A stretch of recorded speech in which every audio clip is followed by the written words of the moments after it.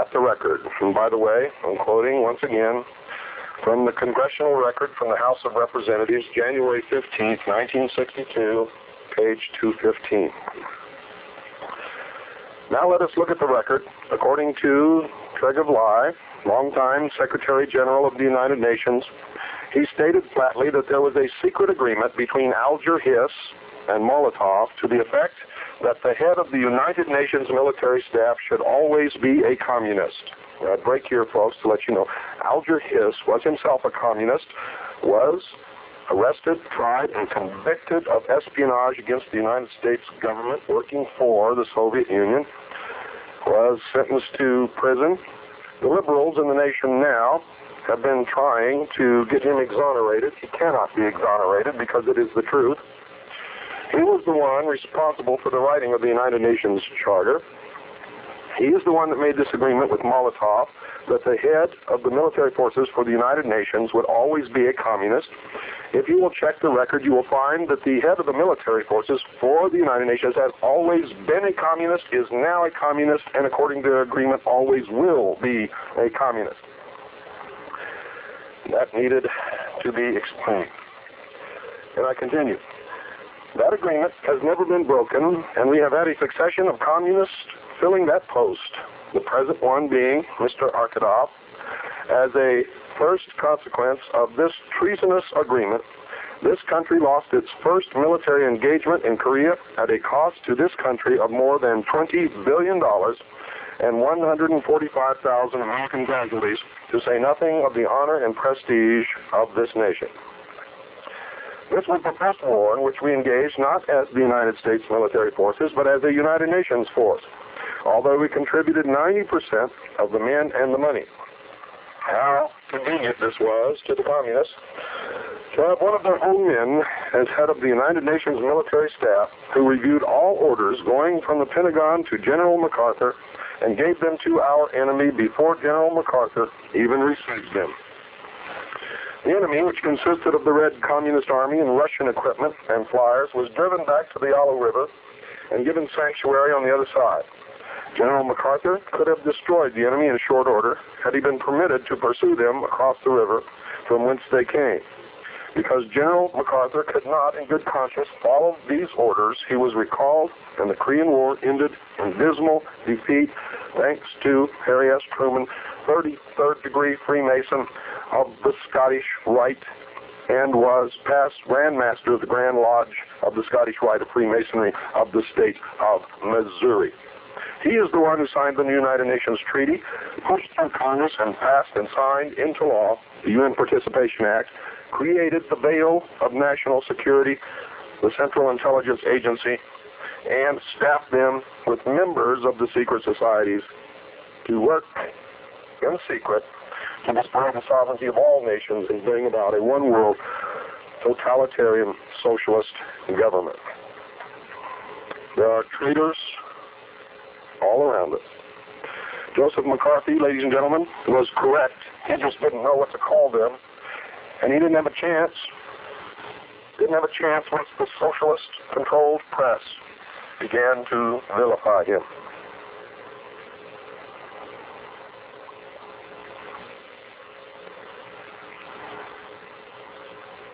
I continue.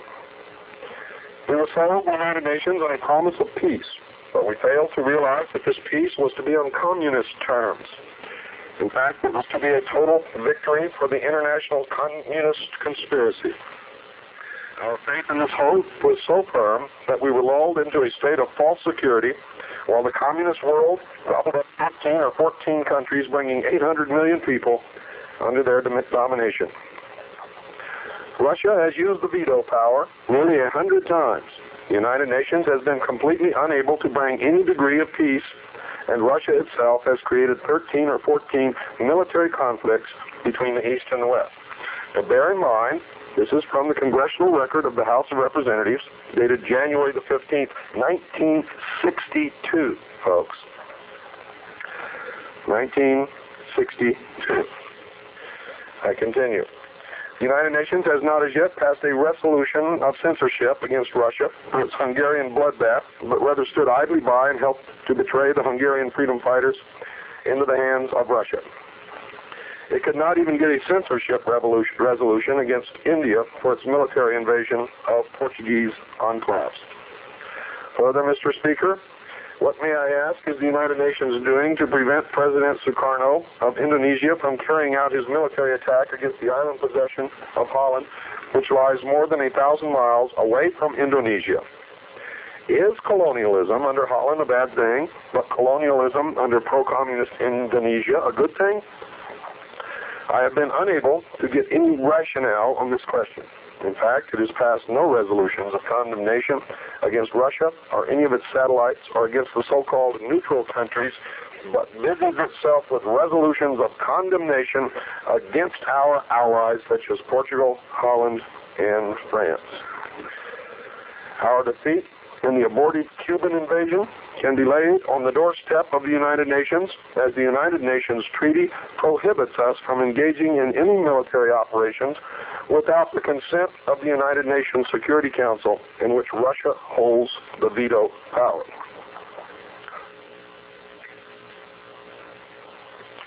At this point, Mr. Speaker, may I remind the members of the House and the people of America that the Cuban situation was not even mentioned in the President's State of the Union message on January the 11th. Also, although the so-called white paper issued by the Department of State declares that Cuba constitutes a Sino-Soviet bridgehead in the Western Hemisphere, and that the military power of Cuba is second only to that of the United States in the Western Hemisphere, due, of course, to the millions of dollars of armaments, equipment, and technicians, and money furnished by the communist countries to Fidel Castro. We can expect to see a one-world government, communist-controlled, under the United Nations. You will see the United Nations run up astronomical debts, which we, under the terms of the treaty, are bound to pay. In a book by William Z. Foster, former head of the Communist Party, USA, entitled Towards Soviet America, he gives a complete blueprint of the conquest of America by the international communist conspiracy. It is as clear a blueprint as given by Adolf Hitler in Mein Kampf. Following are some of the things you may look for under the controlled communist America, as stated by William Z. Foster. The final aim of the Communist International is to overthrow world capitalism and replace it by world communism. The Communist Party of the United States is the American section of the Communist International. The Communist International carries out a united revolutionary program on a world scale. The American Soviet government will be organized along the broad lines of the Russian Soviets. Under the dictatorship, all the capitalist parties, Republican, Democratic, Progressive, Socialist, etc., will be liquidated. Likewise, will be dissolved all other organizations, including chambers of commerce, employers associations, Rotary clubs, American Legion, YMCA, and such fraternal orders as the Masons, Oddfellows, Elks, Knights of Columbus, etc. Lawyers will be abolished. The press, the motion pictures, the radio, the theater will be taken over by the government. Studies are being revolutionized, being cleansed of religious, patriotic, and other features of the bourgeois ideology. The decisions of the Soviets are enforced by the armed Red Guard. Citizenship is restricted to those who do useful work. Capitalists, landlords, clericals, and other non-producers being disenfranchised. In the so-called Black Belt of the South, where the Negroes are in the majority, they will have the fullest right to govern themselves, and also such white minorities as may live in this section. Where the party elects its candidates to legislative bodies, they make use of these public forums to bring forward the communist program. The trade unions are the great schools for communism.